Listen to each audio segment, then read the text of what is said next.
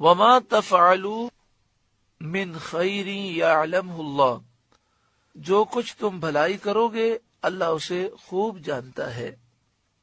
وتزودوا، اور سامان سفر ساتھ لے جاؤ۔ فإن خیر الزاد التقوی، کہ سب سے بہتر توشہ پرہیزگاری ہے۔ یمن کے لوگ جب حج پر جاتے تھے تو سامان سفر اپنے ساتھ لے کر نہیں جاتے تھے۔ جب ان سے کہا جاتا تو وہ کہتے ہم اللہ پر بھروسہ کرنے والے ہیں، لیکن پھر صبر نہ ہو سکتا اور لوگوں سے بھیک مانگتے، اور بسا اوقات ضرورت محسوس ہوتی تو چوری بھی کر لیتے، غصب بھی کر لیتے۔ تو فرمایا کہ تقوی یہ بہترین سامان سفر ہے۔ سوال کرنا، چوریاں کرنا، غصب کرنا یہ تقوی کے خلاف ہے۔ تو جو ضرورت کی چیزیں ہیں وہ ساتھ لے کر جاؤ اور پھر اللہ پر بھروسہ کرو۔ تو ہمیں بھی چاہیے کہ جب ہم حج عمرے کے سفر پر جائیں تو کوشش کریں کہ اپنی ضرورت کی ساری چیزیں ساتھ رکھیں۔ صدر الشریعہ بدر الطریقہ حضرت علامہ مولانا مفتی امجد علی خان علیہ الرحمہ نے کتاب بحر شریعت میں بات لکھی، اور اعلی حضرت امام اہل سنت نے بھی انوار البشارہ میں یہ بات لکھی کہ جب حج کے سفر پر جائے تو لوگوں کی ضرورت کی کچھ چیزیں زائد اپنے ساتھ رکھے اور لوگوں کی ضرورتیں پورا کرتا رہے، یہ حج مقبول کی نشانی ہے۔ یعنی ایسی چیزیں جن کا وزن کم ہوتا ہے اور لوگوں کو ضرورت پڑتی رہتی ہے تو وہ کچھ زائد رکھ لیں تاکہ لوگوں کی امداد ہو اور ان کی ضروریات پوری ہوں، تاکہ ہمارا حج بھی مقبول ہو۔ لوگوں سے سوال نہیں کرنا چاہیے، لیکن اگر کوئی سوال کرے تو دل میں خیال نہیں آنا چاہیے کہ اس نے مجھ سے سوال کیوں کیا۔ اگر ہو سکے تو اس کے سوال کو پورا کرنا چاہیے۔ اسی طرح آج کل حج پر جب لوگ جاتے ہیں تو بسا اوقات ان کی مختلف کمروں میں شیئرنگ ہوتی ہے۔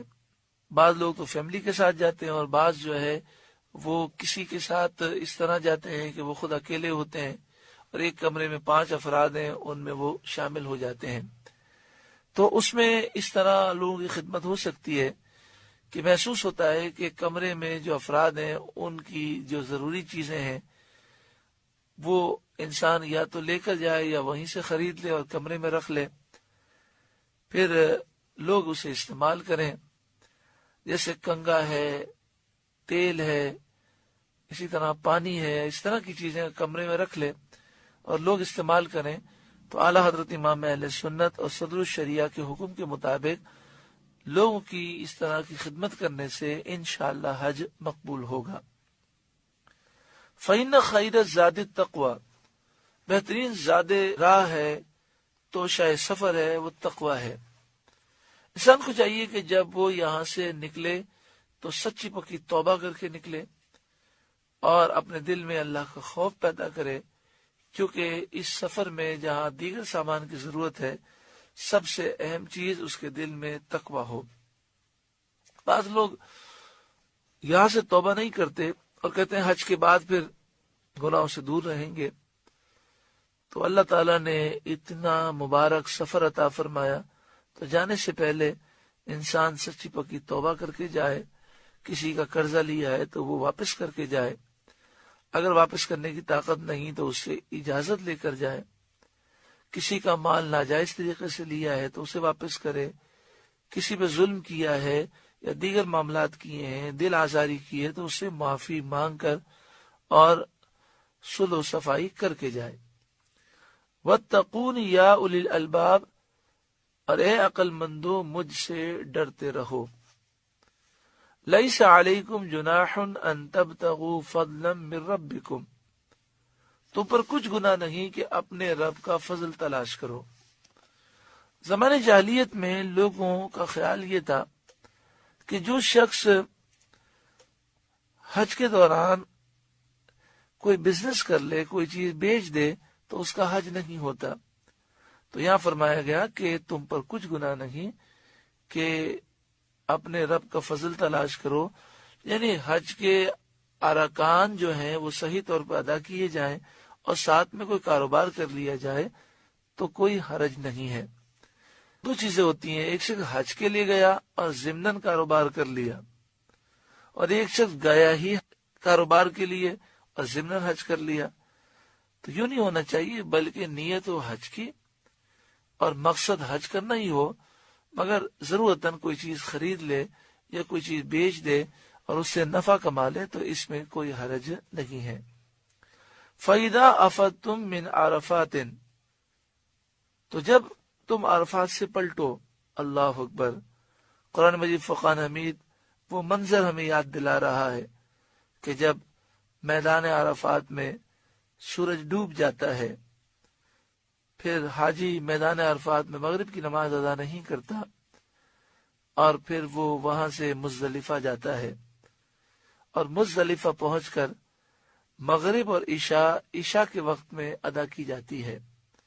اس کا طریقہ کار یہ ہوتا ہے کہ اذان دی جاتی ہے، اقامت کہی جاتی ہے، اور سب سے پہلے مغرب کے 3 فرض پڑھے جاتے ہیں، اور پھر فوراً جیسے ہی سلام پھیرتے ہیں فوراً کھڑے ہو جاتے ہیں اور عشاء کے فرض پڑھتے ہیں، پھر مغرب کی سنتیں، پھر عشاء کی سنتیں، وتر، نوافل وغیرہ پڑھے جاتے ہیں۔ مزدلفہ میں رات کا قیام ہوتا ہے، کنکریاں تلاش کی جاتی ہیں، شیطانوں کو مارنے کے لیے کنکریاں جمع کی جاتی ہیں، اور اس میں افضل یہ ہے کہ کنکریاں کھجور کی گٹلی کی سائز کی ہوں اور انہیں لے کر دھو لیا جائے اور دھونے کے بعد سکھا لیا جائے اور اپنے پاس محفوظ رکھا جائے۔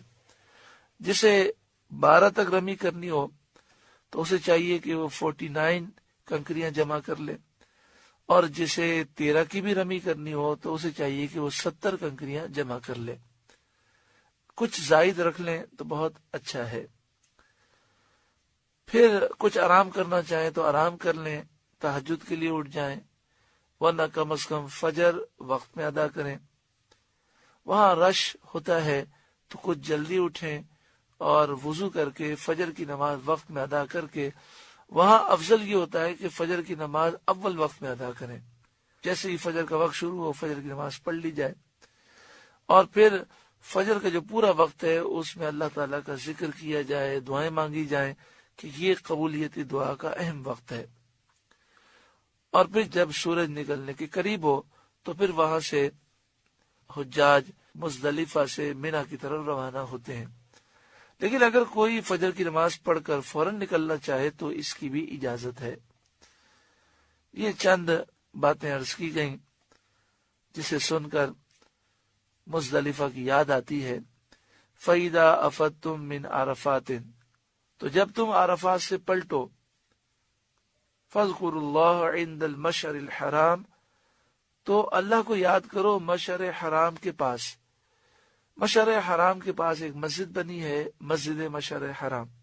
مزدلفہ میں جو مسجد موجود ہے یہ مشعر حرام کے قریب ہے، تو یہاں مراد عند المشعر الحرام سے مراد ہے میدان مزدلفہ میں اللہ کو یاد کرو، مغرب اور عشاء ملا کر ادا کرو اور اللہ کا ذکر کرو، فجر کی نماز ادا کرو۔